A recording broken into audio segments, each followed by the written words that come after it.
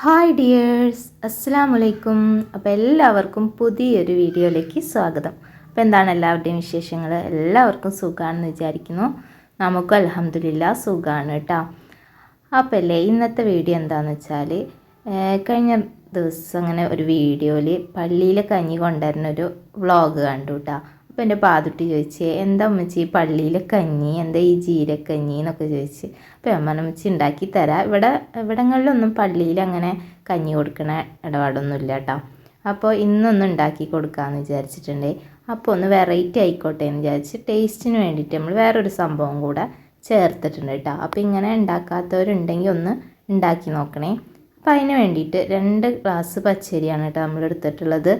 ആവശ്യത്തിന് എത്ര വേണ്ട വെച്ചാൽ നമുക്ക് എടുക്കാം. അപ്പോൾ 2 ഗ്ലാസ് പച്ചരിയാണ് നല്ലപോലെ കഴുകി അതിലേക്ക് ആവശ്യത്തിനുള്ള വെള്ളം കൂടെ വെച്ചിട്ടുണ്ട്. അപ്പോൾ ഇതിലൊരിത്തിരി വെള്ളം കുറവാണ് കേട്ടോ. അപ്പോൾ അതിലേക്ക് മഞ്ഞൾപ്പൊടിയും ഉപ്പും നല്ല കൂടുതലാക്കിയിട്ടില്ല. ഉപ്പ് ഇത്തിരി കുറവാണ് ഇട്ടിട്ടുള്ളത്. കാരണം എന്താ വെച്ചാൽ ഉപ്പുള്ളൊരു സംഭവം നമ്മളിതിൽ ചേർക്കുന്നുണ്ട്. അപ്പോൾ അതൊന്ന് നല്ലപോലെ വെന്ത് കിട്ടട്ടെ. ഇനിയിപ്പോൾ ഇതിലേക്ക് കുറച്ച് ചുവന്നുള്ളി വേണം കേട്ടോ. അപ്പോൾ അത് ഒന്ന് തൊലി കളഞ്ഞെടുത്ത് അരിഞ്ഞെടുക്കണം. പിന്നെ ഒരു മുറി തേങ്ങയും കൂടെ വേണം കേട്ടോ. അപ്പോൾ അതും ഒന്ന് ചിരകിയെടുക്കട്ടെ. ഇനി തേങ്ങയിലേക്ക് 1 ടീസ്പൂണോളം നല്ല ജീരകമാണ് എടുത്തിട്ടുള്ളത്. ചെറിയ ജീരകമല്ലേ, അത് കുറച്ചധികം തന്നെ വേണം. അത് നല്ലപോലെ കഴുകി എടുത്തിട്ടുണ്ട്. അതിലേക്ക് ഒരു 5-6 ചുവന്നുള്ളിയും കൂടെ ചേർത്തിട്ട് കുറച്ച് വെള്ളത്തിൽ നല്ല വെണ്ണ പോലെ അരച്ചെടുക്കണം കേട്ടോ. പിന്നെ പച്ചരി അല്ലേ, അത് കുക്കറിൽ തന്നെ വേവിക്കണമെന്നൊന്നുമില്ല കേട്ടോ. കലത്തിൽ വേവിച്ചാലും ആവും. പച്ചരി പെട്ടെന്ന് വെന്ത് കിട്ടുമല്ലോ. അങ്ങനെ പച്ചരിയൊക്കെ വെന്ത് കിട്ടിയിട്ടുണ്ട്. ഇനി അതിലേക്ക് അരച്ച് വെച്ച തേങ്ങ നമുക്ക് ചേർത്ത് കൊടുക്കാം. ജീരകം നല്ലപോലെ ഇട്ട് തന്നെ വേണം കേട്ടോ. ആ ജീരകത്തിൻ്റെ ആ ഒരു മണമാണല്ലോ ഇതിൽ മുന്നിട്ട് നിൽക്കണത്.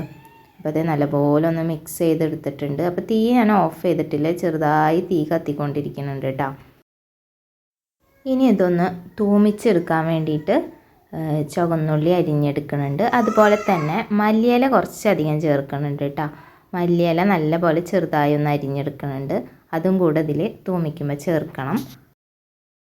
ഇനി ഇതിലേക്ക് നെയ്യാണ് കേട്ടോ വേണ്ടത്. ശരിക്കും 6 kg നെയ്യാണ് വേണ്ടത്. ഇവിടെ ഉണ്ടായിരുന്നില്ല, അപ്പോൾ ഞാൻ ഡാൽഡയാണ് എടുത്തിട്ടുള്ളത് കേട്ടോ. 6 kg അല്ലെങ്കിൽ മിൽമ ഏതെങ്കിലും ഒരു നെയ്യ് എടുത്തിട്ട് അതിലേക്ക് ചൂടായി വന്നു കഴിഞ്ഞാൽ അരിഞ്ഞു വെച്ച ഉള്ളിയും പിന്നെ മല്ലിയിലയും പിന്നെ ചേർക്കേണ്ടത് 2 മാഗി ക്യൂബാണ് കേട്ടോ. അതാണ് ഇതിന് പ്രത്യേക ടേസ്റ്റ് കൊടുക്കുന്നത്. അപ്പോൾ മാഗി ക്യൂബും കൂടെ ചേർത്ത് കൊടുത്തിട്ടുണ്ട്.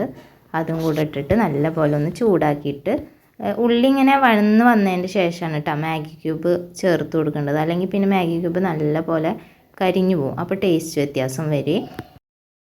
പ്രത്യേകം ശ്രദ്ധിക്കേണ്ടത് ഉള്ളി നല്ലപോലെ വാടിക്കഴിഞ്ഞതിൻ്റെ ശേഷമാണ് കേട്ടോ ഈ മാഗി ക്യൂബ് ഇട്ട് കൊടുക്കേണ്ടത്. അതുപോലെ തന്നെ ലാസ്റ്റ് മല്ലിയിലയും കൂടെ ഇട്ടിട്ട് അത് നമ്മുടെ ആ കഞ്ഞിയിലേക്ക് ഒഴിച്ചു കൊടുക്കുക. എന്നിട്ടൊന്ന് മിക്സ് ചെയ്യുക. പിന്നെ അതിൻ്റെ മുകളിൽ ഒരിത്തിരി ഗരം മസാലയും കൂടെ ചേർക്കണം കേട്ടോ. ഇനി ജീരകക്കഞ്ഞി ഉണ്ടാക്കുമ്പോൾ ഇങ്ങനെ ഒന്ന് വെച്ച് നോക്കട്ടോ. ഒരു പ്രത്യേക ടേസ്റ്റാണ്. ഏത് കഴിക്കാത്തവരും കഴിച്ചു പോകും. നല്ലൊരു ടേസ്റ്റാണ് കേട്ടോ. മാഗി ക്യൂബും ഗരം മസാലയും മല്ലിയിലയും പ്രത്യേകം ചേർക്കണം. ബാക്കി നമ്മളെല്ലാവരും ചേർക്കണം തന്നെ അല്ലേ. അപ്പോൾ നല്ല ടേസ്റ്റാണ് കേട്ടോ. ആർക്കും ഇഷ്ടപ്പെടാതിരിക്കില്ല. അപ്പോൾ ഇന്നത്തെ വീഡിയോ ഇതൊക്കെ ആയിരുന്നു. എല്ലാവർക്കും വീഡിയോ ഒക്കെ ഇഷ്ടപ്പെട്ടിട്ടുണ്ടാവും എന്ന് വിചാരിക്കുന്നു. ഇഷ്ടപ്പെട്ടാൽ ഒന്ന് സബ്സ്ക്രൈബ് ചെയ്യാനും ലൈക്ക് ചെയ്യാനും ഷെയർ ചെയ്യാനും കമൻറ്റ് ചെയ്യാനൊന്നും മറക്കില്ലേ. അപ്പോൾ പുതിയൊരു വീഡിയോ ആയിട്ട് പിന്നെയും കാണാം. Bye bye.